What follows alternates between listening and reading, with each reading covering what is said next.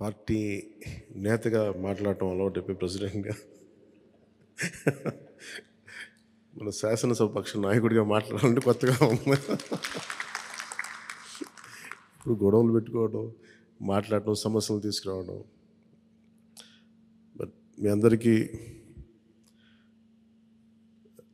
అపూర్వమైన మెజారిటీలతోటి ఘన విజయం సాధించిన మీ అందరికీ, ప్రతి ఒక్కరికి పేరు పేరున నా హృదయపూర్వక అభినందనలు, ధన్యవాదాలు. ఈ సందర్భంలో I want to share few things. చాలా ఒంటరి ప్రయాణం చేశాం. జాతీయ స్థాయి నాయకులు కూడా ఢిల్లీలో వాళ్ళు అడుగుతుంది ఏంటంటే, నువ్వు ఎలా పార్టీ నడిపావు?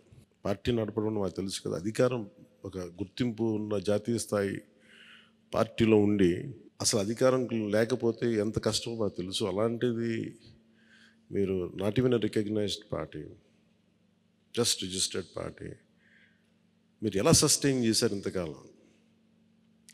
వాళ్ళకి నేను ఒకటే చెప్పాను, మేమంటే ప్రేమించే జన సైనికులు, వీర మహిళలు, జనసేన మద్దతుదారులు, వారి వల్ల మేము బలంగా నిలబడగలిగాం.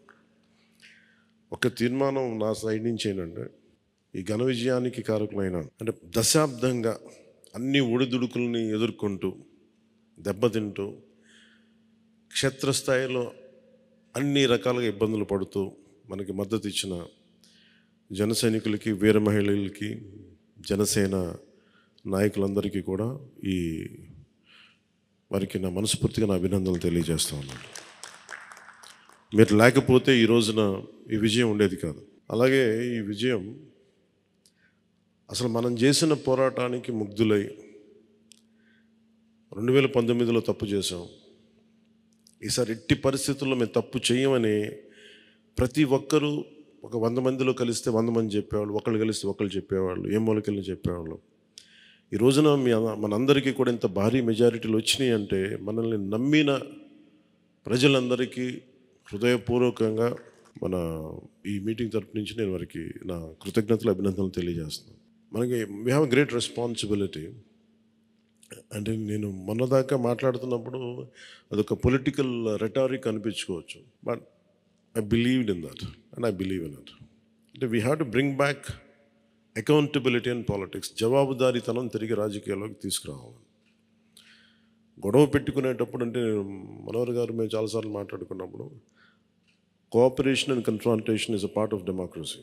సహకారం, సంఘర్షణ, ఎప్పుడు సహకరించాలి, ఎప్పుడు సంఘర్షించాలి అనేది అది ఆ సమస్యలను బట్టి వాటిని బట్టి. అంతేగాని ప్రతిసారి పోయినసారి ప్రభుత్వానికి కూడా చెప్పాను, మేము చాలా కన్స్ట్రక్టివ్గా ఉంటామని వాళ్ళకి అర్థం చేసుకోలేదు నా మాట, నా డెమోక్రటిక్ స్పిరిట్ని వాళ్ళు అర్థం చేసుకోలేదు ఆ రోజు. అలాగే ఇది కక్ష సాధింపులకి సమయం కాదు. ఇది ఇంత ఘన విజయం ప్రజల నిర్మాణానికి, లేదంటే వారికి అభివృద్ధికి, వారి అభ్యున్నతికి తప్ప ఇది ఒక వెండెట్టా గేమ్ కానీ, లేదంటే పగా ప్రతీకారాలు తీర్చుకోవడానికి గతంలో ఇలా చేశారు కదా మనం ఇలా చేయాలి, అలాంటి ఆలోచన ధోరణిని దయచేసి మనందరం దాన్ని ఎంకరేజ్ చేయకండి దయచేసి దాన్ని.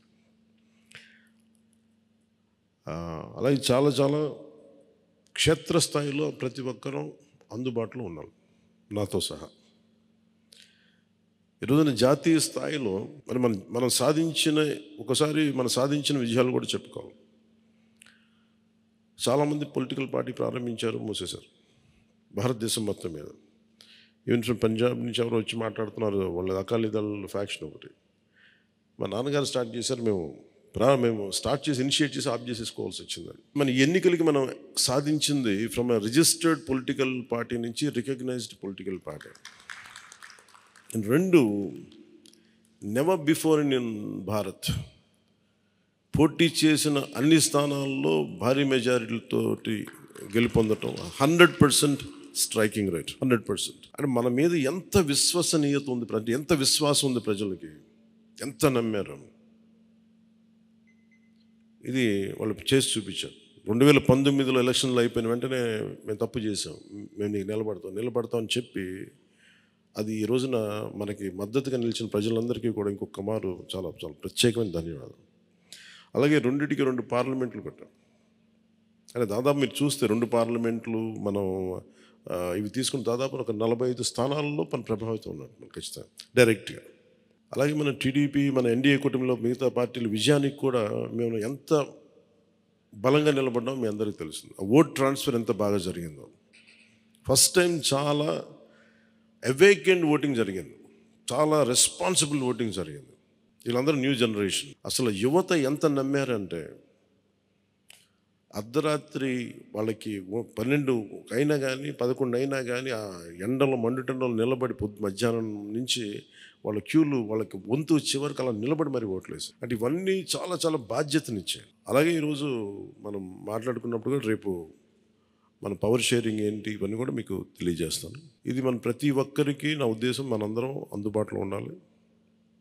అది మీరు మనందరం కలిపి ఒక సమిష్టిగా ఒక నిర్ణయం తీసుకుందాం, ఒక కమిటీగా ఏర్పడి ఎన్ని రోజుల్లో మనం నియోజకవర్గంలో అందుబాటులో ఉండాలి. అలాగే ప్రభుత్వానికి సంబంధించి సమస్యలకు సంబంధించి ప్రజలకి ఎంతంత ఏ అవసరాలు ఉంటే మనం ఎలా అనుసంధానం చేసుకోవాలి మిగతా మన ఎన్డీఏ పార్ట్నర్స్ తోటి. అలాగే కేంద్రంలో ఇప్పుడు మనకి చాలా చోట్ల మన నియోజకవర్గాల్లో బ్రిడ్జ్ ఒక్కోసారి ఓవర్ బ్రిడ్జెస్ కానీ ఇవన్నీ కేంద్ర పరిధిలో ఉంటాయి. అవన్నీ మీరు చేయాల్సిందంటే మన నియోజకవర్గపు సమస్యలు ప్రాధాన్యత యాజ్ పర్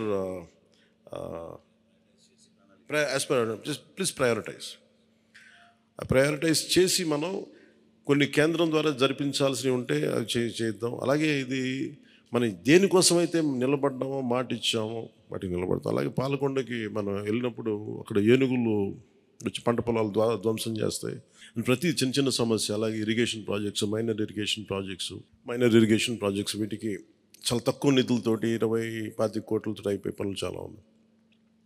అండ్ మేజర్గా మన ఎలక్షన్స్లో మనం చెప్పింది విద్య, వైద్యం, ఉపాధి, సాగునీరు, తాగునీరు అండ్ లా అండ్ ఆర్డర్. ప్రజల మాన ప్రాణ ఆస్తుల సంరక్షణకి మనం చాలా చాలా జవాబుదారీతనంగా ఉండాలి. అలాగే మనకిచ్చింది ఇది, ఎందుకంటే నెక్స్ట్ జనరేషన్ వచ్చింది, అది మనం అందరం అర్థం చేసుకోవాలి. పాత తరం రాజకీయాల్లాగా కూర్చోబెట్టి మన పవర్ని ఎక్సర్సైజ్ చేస్తామంటే కుదరదు. ఎందుకంటే ప్రజలు ఎంత మద్దతుగా నిలబడ్డారో వాళ్ళు అంతే బలంతో మనం నిలదీయగలరు. అది మనం దయచేసి మర్చిపోతుంది. నాతో సహా నేను మర్చిపోదాన్ని. అందుకని లెటర్స్ బి వాళ్ళు ఒకసారి కోపంతో ఒక మాట మాట్లాడినా అసహనంతో అది మనం భరించాలి తప్ప. అలాగే విమర్శించేటప్పుడు కూడా దయచేసి అది పర్సనల్ అటాక్స్ ఎవరికి వెళ్ళకండి. వాళ్ళు మీరు చూశారు కదా, పోయినసారి ఆయన గత ప్రభుత్వాన్ని హ్యాండిల్ చేసిన ముఖ్యమంత్రి గారు ఎన్ని మాట్లాడి నేను ఎందుకు స్పందించలేదు వ్యక్తిగతంగా అంటే అది ఆ ప్రెసిడెంట్ ఆపేద్దామని మనం ఎక్కడ చేయాలి. అలాగే పార్టీ ఒకటి మనందరం చేయాల్సింది ఒకటి టైమ్స్, ఒకటి పంక్చువాలిటీ, సరైన సమయానికి రావడం. మీరు కావాలంటే గంట ముందు రండి. నైట్ 1:30, 2:30 అని పడుకునేటప్పటికి. ఎందుకంటే ఇది మనం 5 సంవత్సరాల కాలాన్ని ఎంత సద్వినియోగం చేసుకోగలం దాని మీద ఆధారపడి ఉంటుంది భవిష్యత్తు. దయచేసి మనందరం నియమావళిని పాటిద్దాం. కొంత మనలో కూడా మనం వన్స్ ఇన్ ఎ వైల్ మనందరం కూర్చొని మేబీ ఓవర్ లంచ్, ఒక ఈవినింగ్ ఒక చాయ్ పే చర్చ అలాగా ఏమేం చేయాలి. అలాగే మనం కూడా కొంత కలుపుగోలుతనం చూపించాలి మిగతా పార్టీలు, మన ఎన్డీఏ కానీ బీజేపీ, మన ఎన్డీఏ పార్ట్నర్స్ అందరికీ కూడా. అంటే మీరు మనం ప్రత్యేకించి మనం ఎక్స్క్లూజివ్గా ఉండకుండా అందరితో మమేకం అవ్వాలి. అట్ ద సేమ్ టైం మనం నాట్ లూజింగ్ అవర్ ఐడెంటిటీ. అందుకని ఇవన్నీ దృష్టిలో పెట్టుకొని ఇప్పుడు మనం ఢిల్లీలో మనం చేసినట్టుగా మన ప్రధానమంత్రి గారి పేరుని నన్ను కూడా ప్రతిపాదించినట్టుగా ఈ రోజున రాష్ట్ర ఎన్డీఏ నాయకులు మనం ఎన్నుకోవాలి.